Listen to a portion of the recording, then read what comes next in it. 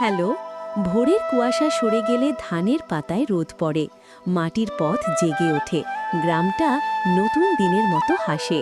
এই জমি কেবল মাটি নয়, এটা মা, যে বুকে বীজ রাখলে শস্য হয়ে ফিরিয়ে দেয় আশীর্বাদ। পাতায় যখন রোগের দাগ পড়ে, স্নেহের মতোই মেপে মেপে ওষুধ দেয়। বাতাসে মিশে থাকে ধানের কচি গন্ধ আর পরিশ্রমের প্রতিশ্রুতি।